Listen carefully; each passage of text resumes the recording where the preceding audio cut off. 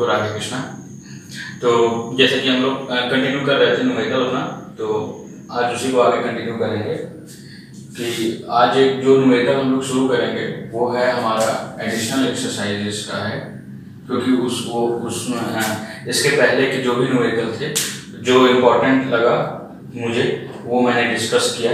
बाकी जो इम्पोर्टेंट मैं नहीं कहूँगा कि इम्पोर्टेंट नहीं था, बल्कि जो आसान था वो मैंने डिस्कस नहीं किया, और उसमें से जो थोड़ा सा लॉजिकल था, जो थोड़ा सा इम्पोर्टेंट था वो मैंने डिस्कस किया। आज एडिशनल पे आते हैं। पहला क्वेश्चन है, बहुत इंपॉर्टेंट है, इसके कॉन्सेप्ट को समझना है।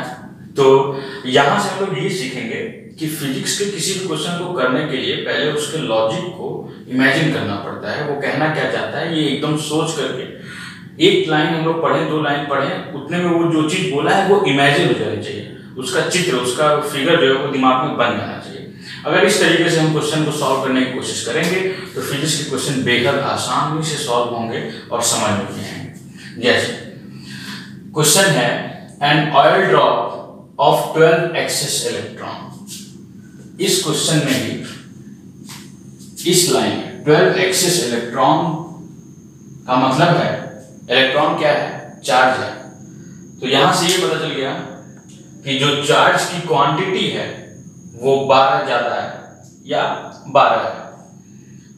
तो एन ऑयल ड्रॉप, एक ऑयल ड्रॉप है जिसमें 12 इलेक्ट्रॉन है, इज हेल्ड स्टेशनरी, वो स्टेशनरी पोजीशन पे है। स्टेशनरी पोजीशन मतलब कि वो किसी भी प्रकार का मोशन नहीं कर रहा है। किसी भी प्रकार का मोशन न करने का मतलब है कि न तो आगे जा रहा है, न पीछे आ रहा है, न ऊपर जा रहा है, न तो नीचे जा रहा है, एक तरह से स्टेबल पोजीशन में है।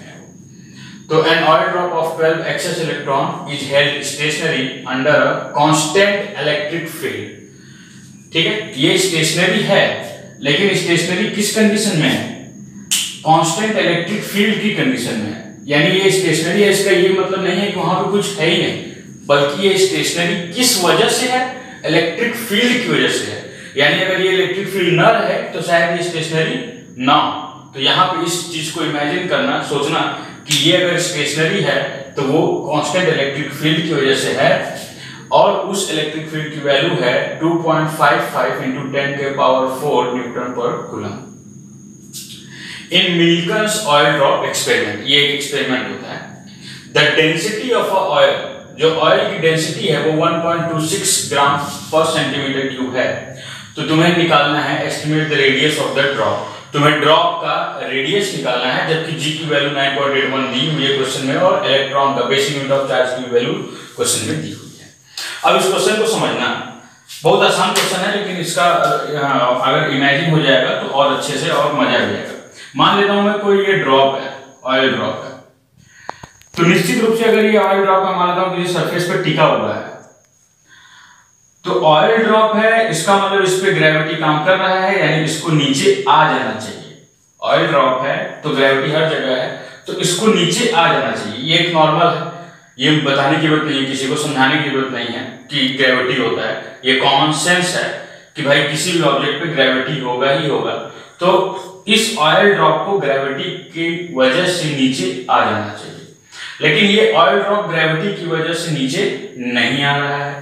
और क्यों नहीं आ रहा है, उसका आंसर खुद क्वेश्चन में दिया हुआ है, कांस्टेंट इलेक्ट्रिक फील्ड। मैंने बोला भी था कि अगर ये इलेक्ट्रिक फील्ड नहीं होता तो शायद ऑयल ड्रॉप नीचे आ जाता। क्वेश्चन से हमको यही समझ में आया था। तो अगर ये ऑयल ड्रॉप नीचे नहीं आ रहा है, इसका मतलब है कि इलेक्ट्रिक फील्ड मौजूद है, और इलेक्ट्रिक फील्ड उतना ही है कि ये बस नीचे ना आ पाए। क्योंकि अगर इलेक्ट्रिक फील्ड की वैल्यू हम बढ़ा देंगे तो शायद ऑयल ड्रॉप ऊपर चला जाए, या ग्रेविटी की वैल्यू से कम हो जाए इलेक्ट्रिक फील्ड काफी, तो ये ऑयल ड्रॉप नीचे चला जाएगा। यानी अगर मैं इस मार्कर को पकड़ा हूं दोनों साइड से, अगर ये मार्कर नीचे आ रहा है तो इसका मतलब है कि मेरे नीचे वाले हाथ का फोर्स ज्यादा है। अगर ये मार्कर ऊपर आ रहा है तो इसका मतलब मेरे हाथ, ऊपर वाले हाथ का फोर्स ज्यादा है। पर अगर मेरा मार्कर ना ऊपर जा रहा है ना नीचे जा रहा है, तो इसका मतलब है कि मेरे दोनों हाथों द्वारा लगाया गया बल, लगाया गया फोर्स इस मार्कर पे इक्वल है। तो उसी तरह ये ऑयल ड्रॉप न तो ऊपर जा रहा है, ना नीचे जा रहा है, ना दाएं जा रहा है, ना बाएं जा रहा है। इसका मतलब है कि फोर्स जो है वो ऊपर की तरफ लग रहा है। और एक ही फोर्स की क्वेश्चन में बात की गई है, वो है इलेक्ट्रिक फील्ड। दूसरा फोर्स हम जानते हैं, भले बात में किया जाए, कि ग्रेविटी है। इसका मतलब ये दोनों फोर्सेस आपस में बराबर हैं, तभी ये ऑयल ड्रॉप जो है वो स्टेशनरी पोजीशन पे है, जो कि क्वेश्चन में इंपॉर्टेंट है टर्म लिखा गया। यानी अगर ये ऑयल ड्रॉप स्टेशनरी पोजीशन में है तो उसका सबसे बड़ा रीजन ये है कि जो if the oil drop is in stationary position, then it is clear that electric field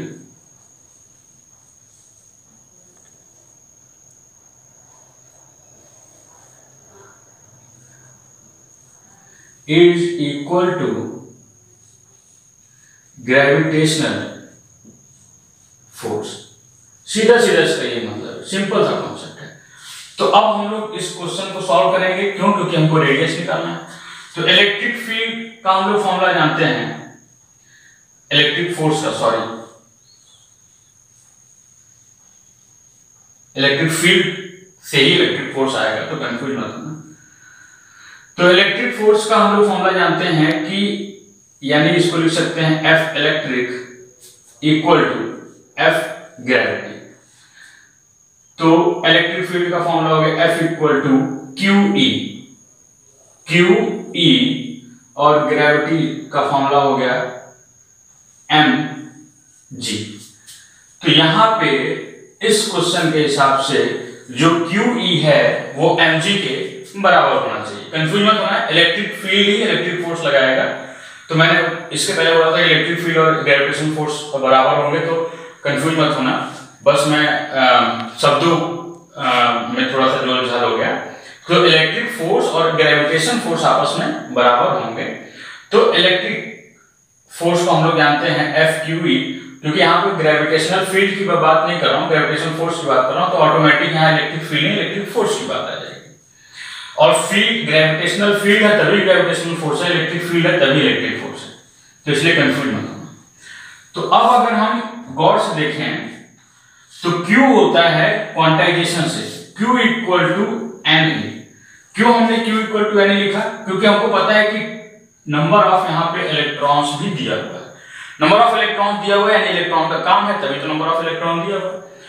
तो N की वैल्यू दी हुई है 12 और E की वैल्यू भी तुमको दी हुई है 1.60 into 10 के पावर माइनस 19 कूलम। तो यानी Q की जो वैल्यू है वो हो जाएगी 12 into 1.60 into 10 के पावर माइनस 19 कूलम। यहां से हम लोग Q की वैल्यू निकालेंगे। E की वैल्यू, इलेक्ट्रिक फील्ड की वैल्यू भी क्वेश्चन में दी हुई है। इलेक्ट्रिक फील्ड की वैल्यू क्या है क्वेश्चन में दी हुई? 2.55 into 10 के पावर 4 न्यूटन पर कूलम।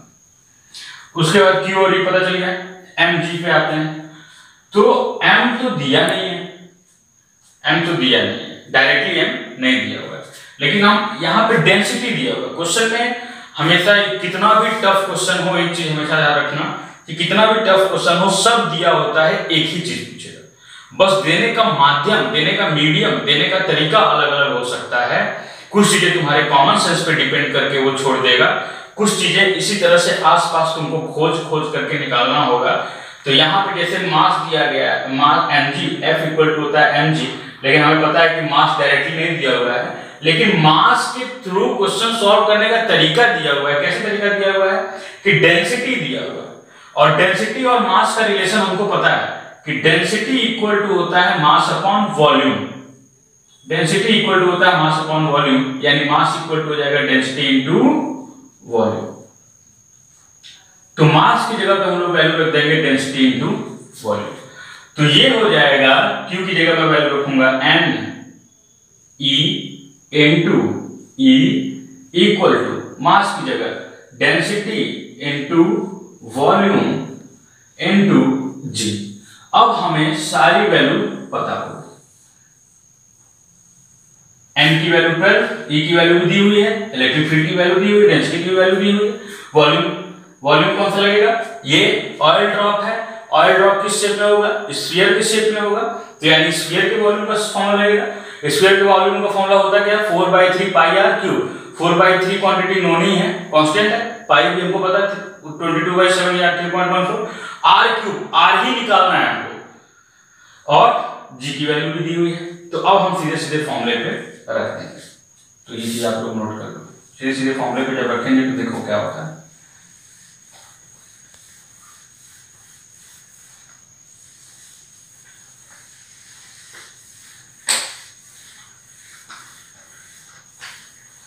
तो ये हो जाएगा, फॉर्मूला मैं लिख दे रहा हूं, Q equal to NE equal to mass था density into volume, density into volume, और ये था हमारा क्या था, G। तो वैल्यू रख रहा हूं मैं। तो N है 12, E की वैल्यू है तुम्हारा 1.60 into 10 के पावर माइनस 90, इलेक्ट्रिक फील्ड की वैल्यू 2.55 into 10 के पावर 4 इक्वल टू डेंसिटी की वैल्यू है तुम्हारा 1.26 ग्राम पर सेंटीमीटर क्यूब है, तो इसको हम लोग चेंज करेंगे, तो आ जाएगा 1.26 into 10 के पावर 3 kg मीटर पर मीटर। तो इसको हम लोग चेंज करेंगे। और ग्रेविटी की डेंसिटी, वॉल्यूम का क्या है 4/3 पाई आर क्यूब, और जी की वैल्यू है 9.81। अब हम लोगों को आर निकालना है, तो सारे के सारे टर्म को हम लोग इसके नीचे ले जाएंगे। तो सारे के सारे टर्म को हम लोग नीचे ले जा रहे हैं,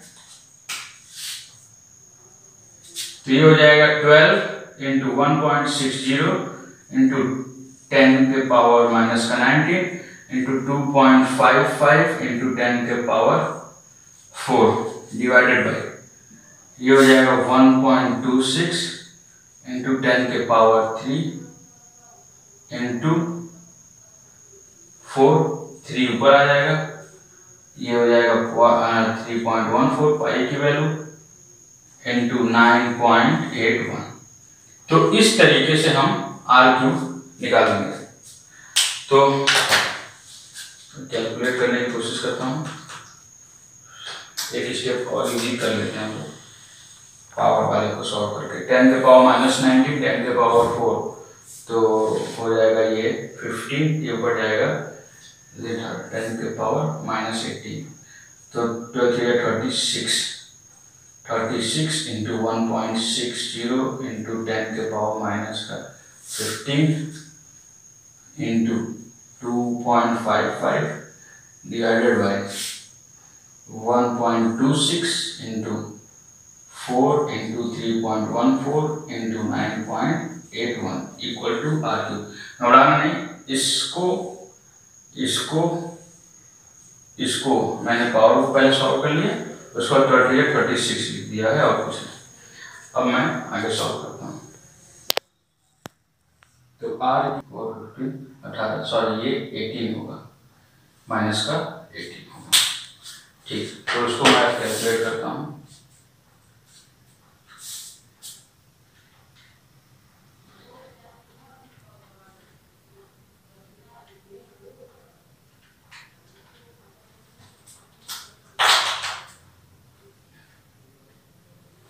$146.88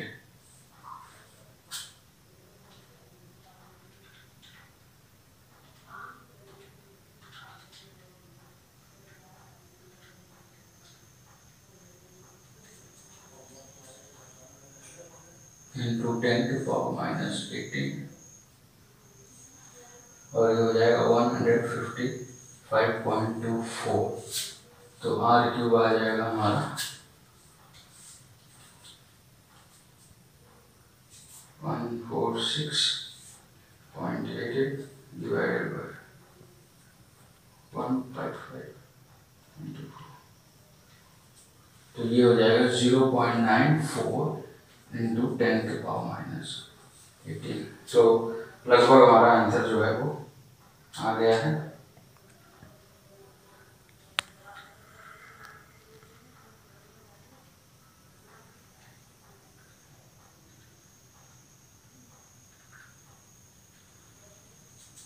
तो ये आ गया हमारा r इक्वल टू 9.7 इंटू 10⁻⁷।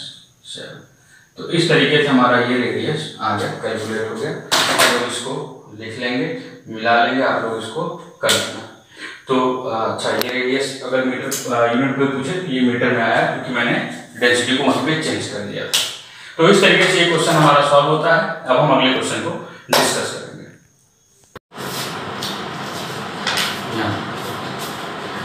तो इसके बाद जो क्वेश्चन इंपॉर्टेंट है वो इस तरह का है, पढ़ रहा हूँ मैं, सुनना और समझना। इसको लिख दिया हूँ मैं। In a certain region of a space, तुरंत दिमाग में आ जाना चाहिए, क्लास 11 में फ्रेम ऑफ रेफरेंस पढ़े हो गए कि अगर सर्टेन रीजन ऑफ स्पेस की बात कर दिया तो और कुछ हो ना हो, उसमें 3 एक्सेस जरूर होंगे, एक्स वाई जेड।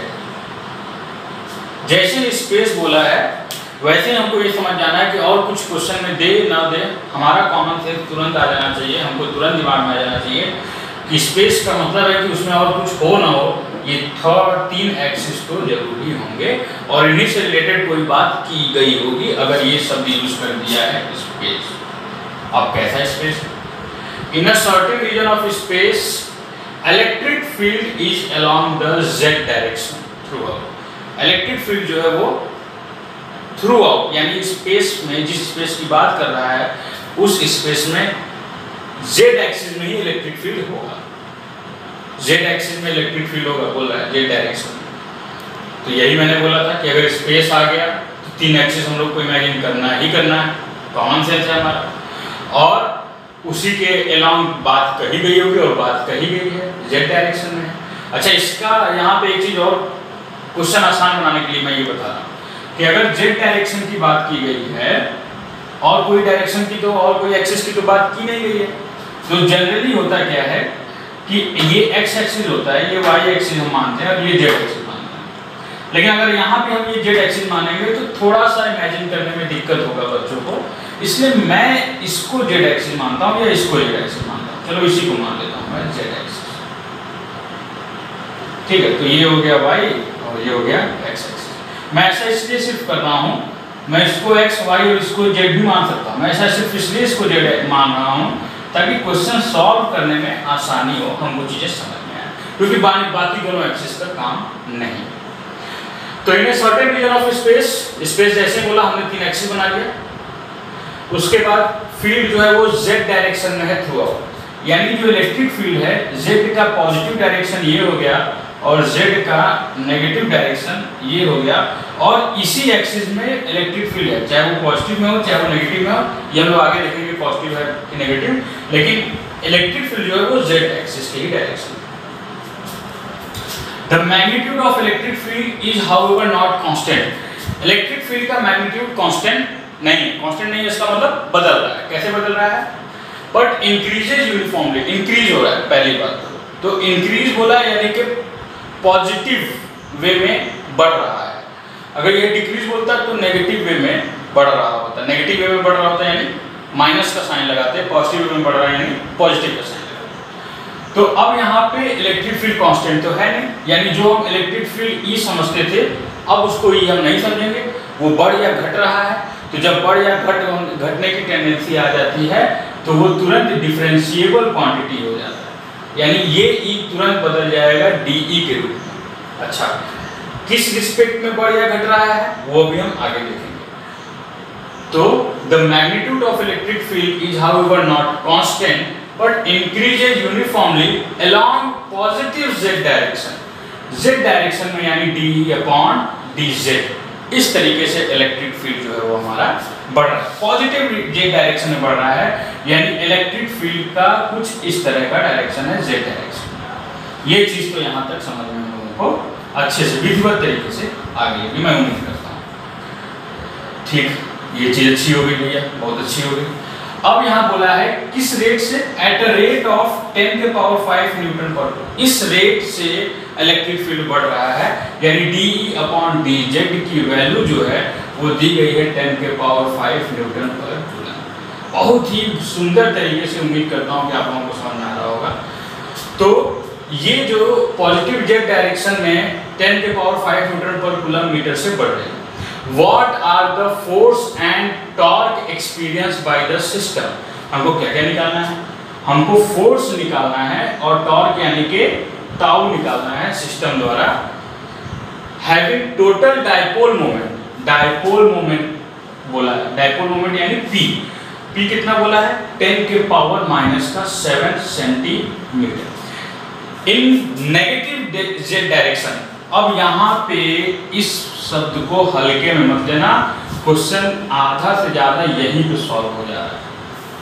बोला है कि डाइपोल मोमेंट जो है वो 10⁻⁷ सेंटीमीटर है in negative Z direction. Negative Z direction में है डाइपोल मोमेंट।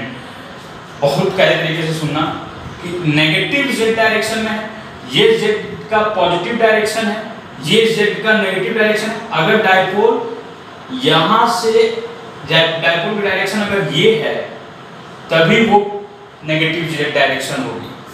तो डाइपोल की डायरेक्शन ये है। अब डाइपोल की डायरेक्शन होती क्या है? डाइपोल की डायरेक्शन होती है नेगेटिव से पॉजिटिव, नेगेटिव से पॉजिटिव, नेगेटिव से पॉजिटिव। डाइपोल यहां से इधर बढ़ रहा है, नेगेटिव से पॉजिटिव, यानी यहां पे चार्ज नेगेटिव होगा -q, यहां पे चार्ज +q होगा, नेगेटिव से पॉजिटिव। इसका कहने का यही मतलब है नेगेटिव डाइपोल की डायरेक्शन। बहुत इंपॉर्टेंट कॉन्सेप्ट था ये, बहुत इंपॉर्टेंट कॉन्सेप्ट था और उम्मीद करता हूं कि ये समझ में आ गया। तो अब ये जेड एक्सिस में है, इसलिए मैं इसको नोटेशन में PZ लिख देता हूं, डाइपोल PZ।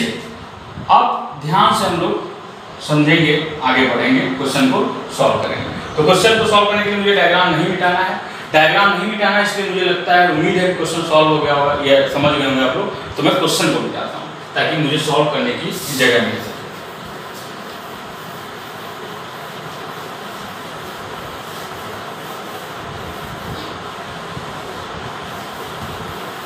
अच्छा, हमें फोर्स निकालना है। तो फोर्स हमको पता है F = होता है QE, ये हमको पता है। लेकिन इसमें से जो हमको पता है फॉर्मूला, उसमें से हमको कुछ भी नहीं दिया क्वेश्चन। गलत बात, ऐसा बिल्कुल नहीं सोचना है। जस्ट इसके पहले वाले क्वेश्चन में मैं यही चीज़ बताया हूँ कि सब चीज़ दिया होता है, सिर्फ एक ही चीज़ पूछा होता है, बस देने का तरीका हमको ढूंढना पड़ता है, देने का तरीका घुमा फिरा के दिया होता है। तो इसमें कैसे देने का तरीका है वो हम समझेंगे। इसमें सबसे पहले बोल दिया है कि E जो है वो कांस्टेंट नहीं है, नॉट कांस्टेंट। ये इसका सबसे पहला वैल्यू देने का तरीका है। यानी F = QE जो हम लोग पढ़े थे उसमें E क्या था? E एक पर्टिकुलर चार्ज के लिए कांस्टेंट वैल्यू थी, बदल नहीं रही थी। लेकिन यहाँ पे E क्या है? बदल रहा है। किसके रिस्पेक्ट में बदल रहा है? Z के रिस्पेक्ट में बदल रहा है। तो F = Q DE/dz हो जाएगा। लेकिन अगर हम dz यहाँ लगाएंगे तो हमको dz यहाँ भी तो लगाना पड़ेगा ताकि डिफरेंशिएबल क्वांटिटी हट सके। या हम ऐसे कह सकते हैं कि अगर हम ऊपर नीचे dz से मल्टीप्लाई कर दिए, ऐसा भी सोच सकते हैं कि ऊपर नीचे हम लोग dz से मल्टीप्लाई कर दिए तो इसका इफेक्ट नील हो जाएगा, लेकिन हमको d/dz मिल जाएगा जो कि हमको क्वेश्चन में दिया गया। इन दोनों तरीके से हम इसको सोच सकते हैं। अब हम इसको ऐसे भी लिख सकते हैं कि F = Q .dz into DE/dz।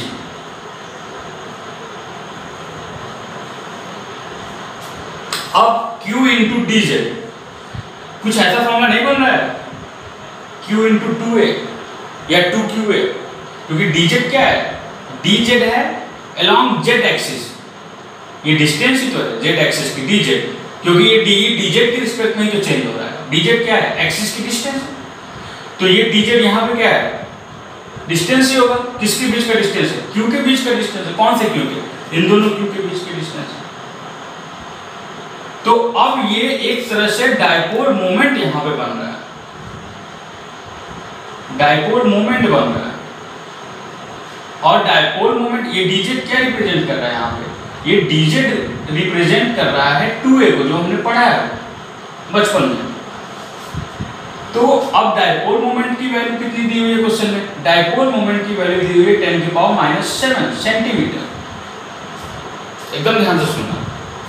तो यानी Q into DZ dipole moment है, उसकी वैल्यू दी हुई है। DE अपॉन डीजेड क्या है? इलेक्ट्रिक फील्ड किस डायरेक्शन में चेंज हो रहा है, उसकी भी वैल्यू दी हुई है 10⁵ कितना आसान हो गया क्वेश्चन।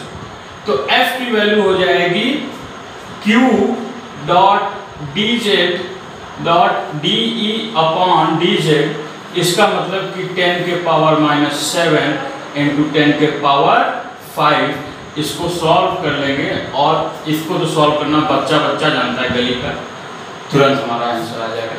हमारा F की वैल्यू निकल। तो इस तरह से हम F की वैल्यू निकालेंगे।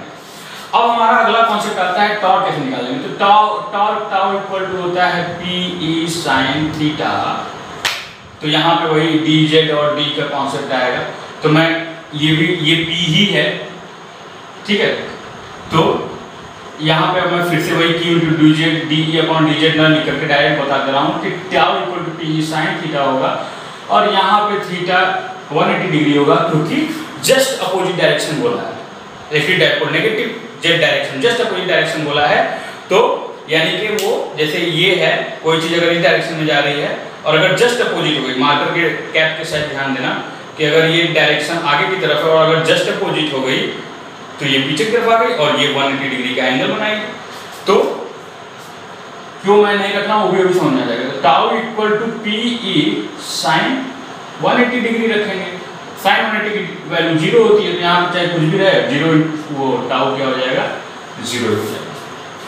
तो इस तरीके से हमारा ये वाला क्वेश्चन भी सॉल्व हो गया। बहुत मस्त क्वेश्चन था, मुझे उम्मीद है कि आप लोगों को समझ में आया होगा। अब मैं अगले क्वेश्चन में चलता हूं। तो ये क्वेश्चन है हमारा। अच्छा, इसके बीच में एक क्वेश्चन मैं छोड़ा हूँ, उसको मैं एक्सप्लेन करूंगा लास्ट में। तो वीडियो आप लोग हमेशा कंटिन्यू देखते रहिएगा, क्योंकि वो थोड़ा लेंथी है। तो फिलहाल मैं इस क्वेश्चन पे आता हूँ। तो a particle of a mass m, एक पार्टिकल है जिसका मास दिया गया है m, मास दे दिया गया है m। थोड़ा बच्चों का रहता है कि सर आप बड़ा लिखिए, तो मैं बड़ा लिखता हूँ। पार्टिकल है, उसका मास m है और चार्ज कितना है? चार्ज है माइनस का Q। माइनस का Q का मतलब है कि नेगेटिव चार्ज है और कुछ नहीं। ये मत समझना कि इसका कुछ माइनस का Q आ गया तो डर जाना, घबरा जाना, मर जाना। तो a particle of mass m और चार्ज है minus Q enters a region between two charge plate। दो चार्ज प्लेट हैं, उनके बीच ये माइनस Q एंटर करता है। Initially moving along x axis के अलोंग मूव कर रहा है। तो चलो हम प्लेट को इस तरीके से बना देते हैं। ये चार्ज प्लेट हैं, इनके बीच जो है वो चार्ज एंटर करता है और x एक्सिस के अलोंग मूव करता है, ठीक है। विद ए स्पीड या वेलोसिटी बोले एक ही बात है। तो एक ही बात मतलब वेलोसिटी और स्केलर का अंतर है। तो ये मत बोल देना कि एक ही बात बोल दी है सर, वेक्टर का अंतर भी नहीं पता है इनको, बड़ा है फिजिक्स पढ़ाने। यहाँ पे मैं ले रहा हूँ। तो a particle of a mass m and a charge q enters the region between the two charge plate initially moving along x axis with the speed vx। the length of the plate is l। मान लिया कि plate का जो length है वो कितना है, l है। क्वेश्चन में बोला है and the uniform electric field. इसमें देखो इलेक्ट्रिक फील्ड यूनिफॉर्म बोला है, इसमें इलेक्ट्रिक फील्ड यूनिफॉर्म है। Is maintained between the plate के बीच में जो इलेक्ट्रिक फील्ड है वो यूनिफॉर्म, जो भी प्लेट के बीच इलेक्ट्रिक फील्ड है वो यूनिफॉर्म है। अच्छा, यहाँ पे यूनिफॉर्म इलेक्ट्रिक फील्ड बोलने का क्या मतलब है? यहाँ पे यूनिफॉर्म इलेक्ट्रिक फील्ड बोलने का मतलब है कि ये जो चार्ज पार्टिकल एंटर किया है उस पे जो फोर्स लगेगा वो हर एक पॉइंट पे इक्वल लगेगा। कहां तक? प्लेट तक, एल लेंथ तक। जो फोर्स लगेगा या जो फोर्स एक्सपीरियंस करेगा ये चार्ज पार्टिकल एक्स डायरेक्शन में, वो हर जगह इक्वल एक्सपीरियंस करेगा। यही यहाँ पे इलेक्ट्रिक फील्ड बोलने का इसका लॉजिक है, कांस्टेंट इलेक्ट्रिक फील्ड बोलने का या यूनिफॉर्म इलेक्ट्रिक फील्ड बोलने का लॉजिक है।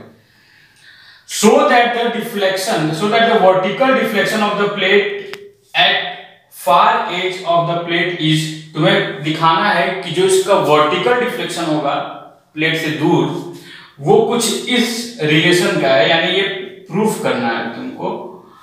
तो divided by QEL square divided by 2mVx square, कुछ इस रिलेशन का इसका जो डिफ्लेक्शन होगा, वर्टिकल डिफ्लेक्शन होगा, कुछ जो चार्ज का जो कि x डायरेक्शन में इनिशियली मूव कर रहा है एक यूनिफॉर्म इलेक्ट्रिक फील्ड में जो कि दो प्लेटों के बीच मेंटेन है, उस चार्ज का इनिशियली x एक्सिस में गया है, इनिशियली x एक्सिस में ये शुरू हुआ है, आया है, तो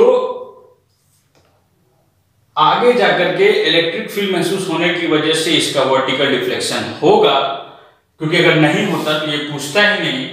तो वर्टिकल डिफ्लेक्शन जो होगा उसका वो इस रिलेशन में होगा, इसी को हमको प्रूफ करना है और इसको कंपेयर करना है with the motion of projectile in gravitational field. देखो बच्चा लोग, ये क्वेश्चन बहुत इंपॉर्टेंट इसलिए भी है क्योंकि ये क्वेश्चन जो है वो मैकेनिक्स और इलेक्ट्रोस्टैटिक दोनों को एक साथ डील कर रहा है। इस मैकेनिक्स और इलेक्ट्रोस्टैटिक के कॉन्सेप्ट पे एक साथ कंपटीशन में बहुत ही अच्छे क्वेश्चन पूछे जाते हैं, बोर्ड में भी अच्छे क्वेश्चन पूछे जाते हैं और बहुत मजेदार होता है। बस देरी क्या है, इमेजिनेशन। तो फिलहाल क्वेश्चन आप लोगों को समझ में आ गया होगा। इस क्वेश्चन को मैं मिटाता हूं और क्वेश्चन के लॉजिक की तरफ, पहले मैं लॉजिक ले लेता हूं तब मिटाता हूं, वरना वाला मैं ही भूल गया। तो लॉजिक और इमेजिनेशन से जो हम लोग कंक्लूजन पे निकले वो निकालते हैं। अच्छा, इसमें एक बात गौर करने वाली ये है कि इसमें पहले ही बोल दिया गया है कॉन्सेप्ट से या क्वेश्चन से हम लोग को पहले ही पता चल गया है कि इसमें मोशन का कॉन्सेप्ट हम लोग लगाएंगे, तो दिमाग में किसी भी तरह कंफ्यूजन ना रहे या परेशान मत होना कि इसमें वेलोसिटी का क्या क्या या हम लोग इस क्वेश्चन को कैसे सॉल्व करें। क्वेश्चन अपने आप सॉल्व होता है। क्वेश्चन का सॉल्व मतलब क्वेश्चन में जो हम लोगों को सोल्यूशन लाना होता है, जो आंसर लाना होता है, वो खुद ही तरीका बताता है कि हमको सॉल्व, यानी मोटा मोटी मेरे कहने का ये मतलब है कि क्वेश्चन अपने आप को सॉल्व करने का तरीका खुद ही बता देता है, बस क्वेश्चन को पढ़ के इमेजिनेशन के लिए बार बार क्वेश्चन को पढ़ने की जरूरत है।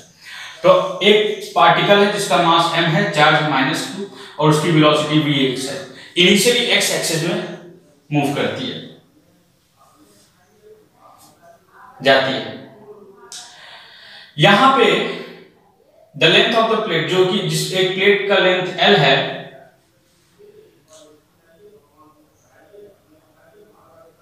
हाँ, और यूनिफॉर्म इलेक्ट्रिक फील्ड में आती है, ठीक है।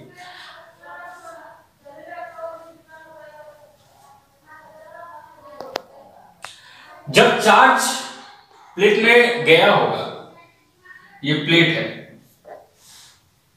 और x एक्सिस में मूव करना शुरू किया होगा, initially moving along x axis, यानी कि x एक्सिस से मूव करना शुरू हुआ होगा और ये वर्टिकली जाएगा, तभी रिलेशन पूछा गया है। तो अगर हम थोड़ा सा भी सोचे तो वर्टिकली अगर इनिशियली x एक्सिस में मूव करके वर्टिकली जा रहा है तो यानी कुछ इस तरह का फिगर बनेगा चार्ज के मूवमेंट का, यानी कुछ प्रोजेक्टाइल ऐसा समझ में आ रहा है।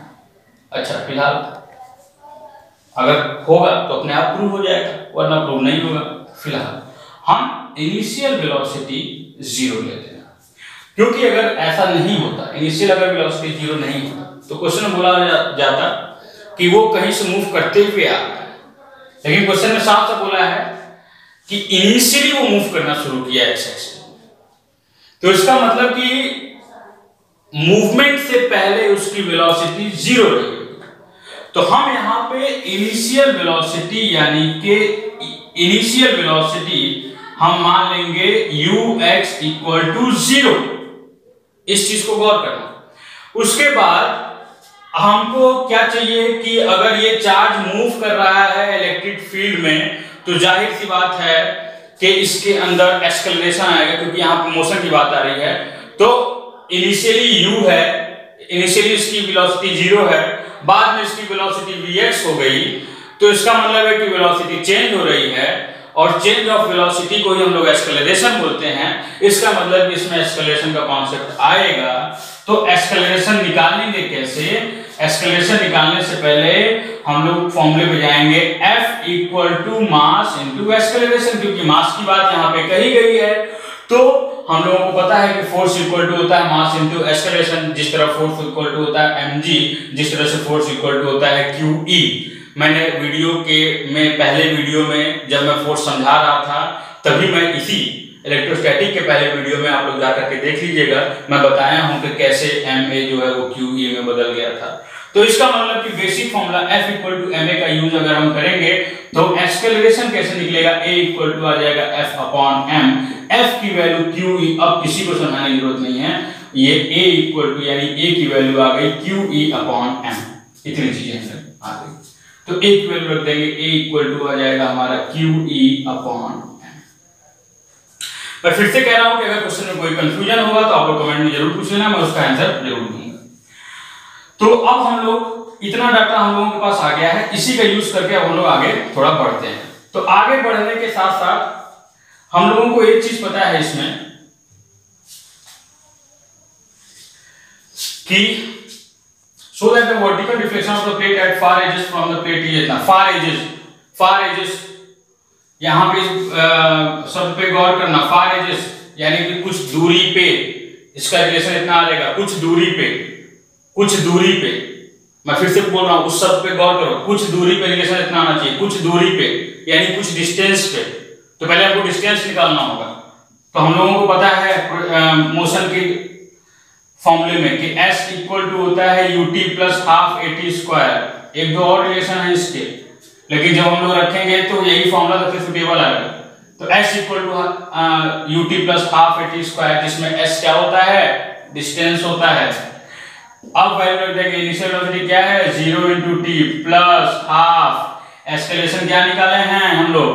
qe अपॉन m निकाले हैं, t स्क्वायर यानी t इसमें क्या होता है? टाइम होता है। टाइम अभी निकाले हम लोग? नहीं निकाले हैं, निकाल लेंगे। तो टाइम क्या होता है? स्पीड इक्वल टू होता है डिस्टेंस अपॉन टाइम। तो टाइम क्या हो जाएगा? टाइम इक्वल टू हो जाएगा डिस्टेंस अपॉन स्पीड। डिस्टेंस क्या है? L है, वही पता है, प्लेट का लेंथ, उतना ही तो मोशन करेगी भाई। जब इलेक्ट्रिक फील्ड रहेगा नहीं तो मोशन कहां से करेगी? कहां मोशन करेगी? या इलेक्ट्रिक फील्ड की वजह से मोशन नहीं करेगी।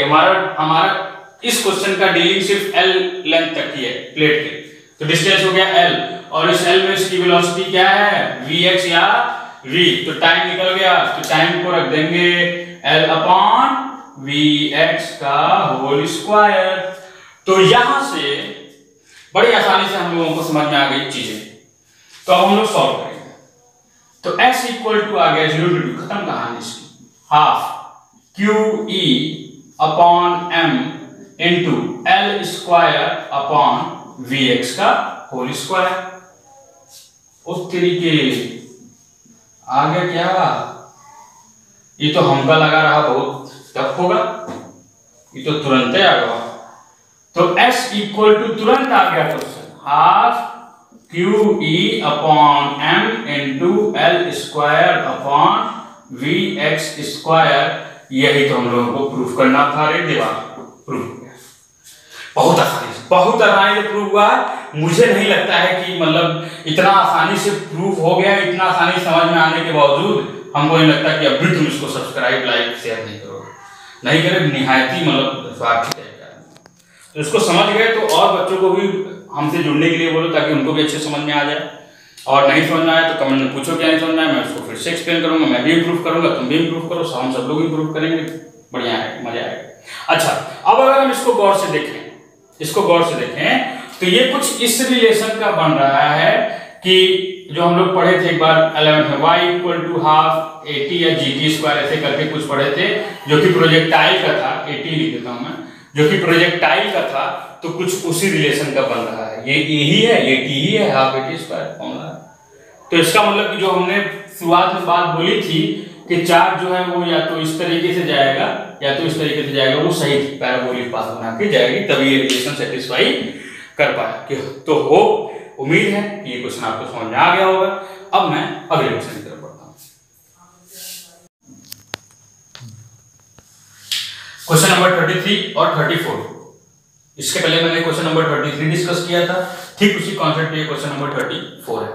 क्वेश्चन नंबर 33 में हम लोग क्या डिस्कस किया था वो हम लोग एक बार देख लेते हैं कि दो प्लेट थे, इलेक्ट्रॉन इनिशियली एक्स डायरेक्शन में मूव करता है और वर्टिकल डायरेक्शन में डिफ्लेक्ट चलता है।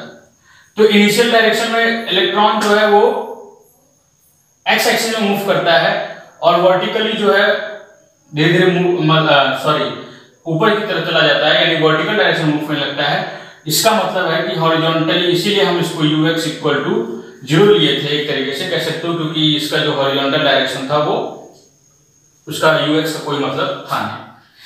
तो ये हम लोग पिछली बार भी u equal to initial velocity, इसलिए हम लोग 0 लिए थे, क्योंकि ये तुरंत इनिशियल की ऊपर की तरफ बढ़ते हुए डिफ्लेक्ट होते हुए चला जाता था, जा रहा था। अब प्रोजेक्टाइल का पाथ आया था, ये हमने रिलेट किया था। तो यहाँ पे वो क्वेश्चन क्या बोल रहा है कि suppose that particle is an electron projected with a velocity vx। यहाँ पे उस vx की वैल्यू जो हम लोग उस बार सिर्फ vx रखे थे, यहाँ पे उस vx की वैल्यू दे दी गई है 2 × 10⁶ मीटर पर second. If electron between the plates separated by, plates के बीच की भी डिस्टेंस दे दी गई है 0.5 सेंटीमीटर, और इलेक्ट्रिक फील्ड, इनके बीच जो इलेक्ट्रिक फील्ड है वो है कितना? पिछले क्वेश्चन का जो फॉर्मूला आया था उसी फॉर्मूले पे इसके डाटा को रखना है। ये दोनों क्वेश्चन एक ही है। E इक्वल टू क्या था?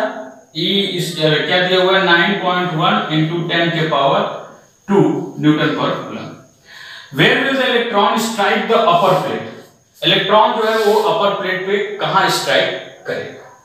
बहुत अच्छा क्वेश्चन। E की वैल्यू दी हुई है 1.6 × 10⁻⁻19 कूलम, और ये m की मास ऑफ इलेक्ट्रॉन एक्चुअली दिया हुआ 9 × 10⁻31।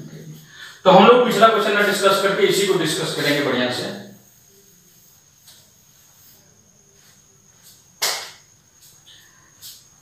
क्या डिस्कस करेंगे? क्वेश्चन को फिर से पढ़ेंगे, डाटा तो हमने लिख ही दिया है। Suppose the particle is an electron projected with a velocity, मान लेते हैं इस वेलोसिटी से प्रोजेक्ट हो रहा है। प्रोजेक्ट हो रहा है मतलब कि आगे बढ़ रहा है या वर्टिकली बढ़ना शुरू हो गया। इफ E यानी electric field between the plate separated by 0.5 centimetre, electric field between the plate separated by 0 क्या है? If electric field E between the plate separated by 0.5 centimetre, अगर इलेक्ट्रिक फील्ड जो है प्लेट्स के बीच जो कि 0.5 सेंटीमीटर से सेपरेटेड है वो 9.1 × 10⁻² है, तो where will the electron strike the upper plate? तो इलेक्ट्रॉन जो है वो कहां स्ट्राइक करेगा? अपर प्लेट पे। तो ये बहुत ही आसान क्वेश्चन है। हम लोगों ने क्या निकाला था पिछली बार? S इक्वल टू, पॉज कर दो, ये हमारा फॉर्मूला आया था S equal to QEL²/2mVx²। Just इसके पहले ये फॉर्मूला हमारा आया था। अब ये आया किस एक्सिस में था?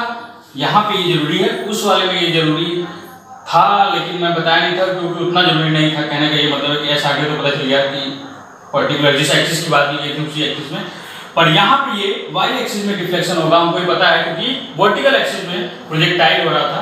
तो हम लिख लेते हैं S की जगह y। ध्यान रखना कि वर्टिकल एक्सिस में ही प्रोजेक्टाइल हो रहा था, क्योंकि इलेक्ट्रॉन जो है वो x एक्सिस में घुसा था और या तो वर्टिकली अपवर्ड जाएगा या तो वर्टिकली डाउनवर्ड जाएगा। तो इन दोनों केसेस में वर्टिकल का एक्सिस y होगा, तो s को मैंने y से रिप्लेस कर दिया। y इक्वल टू हो गया QEL²/2mVx²। तो अब यहाँ पे हमको निकालना क्या है कि where will the electron strike the upper plate? Electron upper plate पे कहां स्ट्राइक करेगा? तो ये हम तभी निकाल पाएंगे जब हम L निकालेंगे। तो अब एकदम ध्यान सुना, y क्या है? Vertical axis. y कैसे निकलेगा? बहुत आसान। जो इसकी डिस्टेंस दी गई है, दो प्लेटों के बीच की डिस्टेंस दी गई है। फिलहाल पहले सारे फॉर्मूले को एक साइड ले आते हैं। तो L² इक्वल टू हो जाएगा y × 2mVx²/QE। ये हमारा वर्टिकल एक्सिस का हो जाएगा। पॉज करो।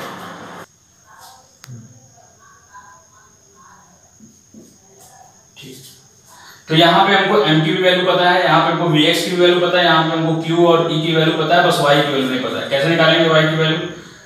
y की वैल्यू निकालने के लिए हमको प्लेट्स के बीच यानी डायमीटर पता है, तो हमको रेडियस चाहिए होता है, हाफ डिस्टेंस चाहिए होता है, तो d/2 कर देंगे।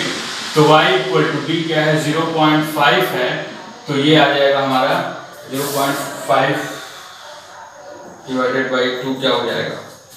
0.25 सेंटीमीटर में दिया हुआ है, मीटर में चेंज करोगे तो ये आ जाएगा हमारा इंटू 10 के पावर -2। ठीक है, तो इस तरीके से हम इसको चेंज कर लिए। और अगर ये करना चाहते हो 2.5 के टर्म में लिखा जाता है तो 2.5 इंटू 10 के पावर -2। तो हम वैल्यू रखेंगे, तो L इक्वल टू इधर जाएगा तो स्क्वायर अंडर रूट में बदल जाएगा, तो ये हो जाएगा 2.5 इंटू 10 के पावर -3 इंटू 2 इंटू m की वैल्यू रखेंगे। तो जब m की वैल्यू रखेंगे तो ये हो जाएगा 9.1 इंटू 10 के पावर -31 इंटू, इस तरह से हम vx की वैल्यू रखते चले जाएंगे।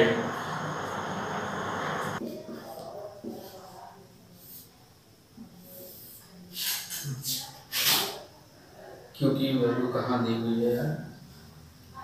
क्योंकि वैल्यू कहाँ दी हुई है? अच्छा, क्यू यानी कि चार्ज इलेक्ट्रॉन। ठीक, एम की वैल्यू तो रख दी हमने। ठीक, इलेक्ट्रिक फील्ड की वैल्यू कितनी दी हुई है?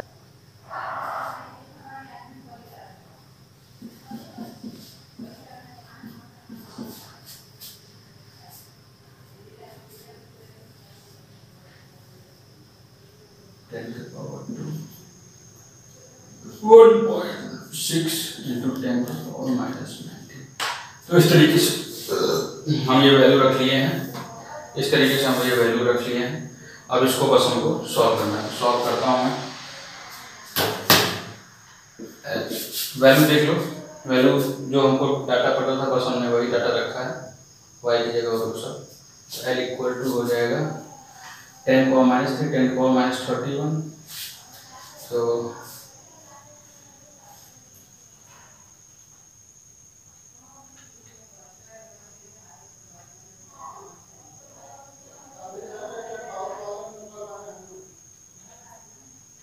-20, तो ये हो जाएगा 2.5 इंटू 2 इंटू 9.1 इंटू 2 इंटू 10 के पावर -28 डिवाइडेड बाय 9.1 इंटू 10 के पावर 2 10 के पावर 90, तो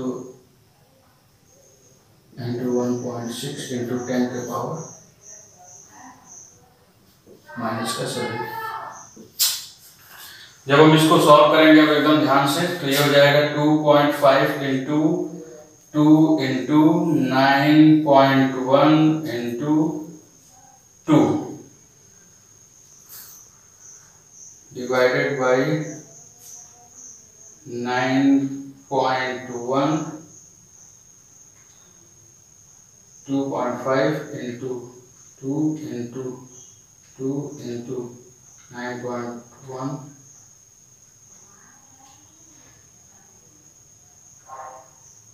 9.1 इंटू 1.6 इंटू, तो ये आ जाएगा L equal to under root 6.25 into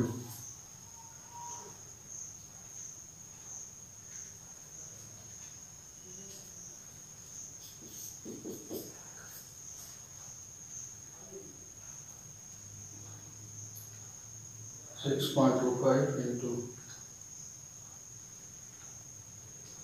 10 -7, तो ये L आ जाएगा हमारा 7.90 इंटू, सॉरी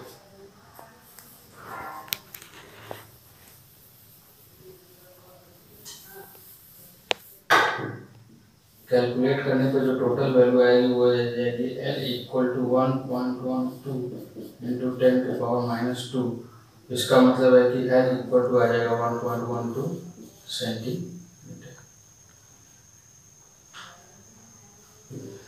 तो जो हमारा टोटल वैल्यू आएगा कैलकुलेट करने पे वो कुछ इस तरीके से आएगा, L equal to L 1.12 into 10 power minus 2, L equal to, बस वैल्यू रख करके कैलकुलेट करना, मुझे उसमें टाइम लगे, मैं कैलकुलेशन कैलकुलेट किया हूँ। तो मुझे उम्मीद है कि ये समझ में आ गया होगा आप लोगों को। उसके बाद लास्ट क्वेश्चन की तरफ उसके पढ़ता हूँ मैं, बस वैल्यू करना।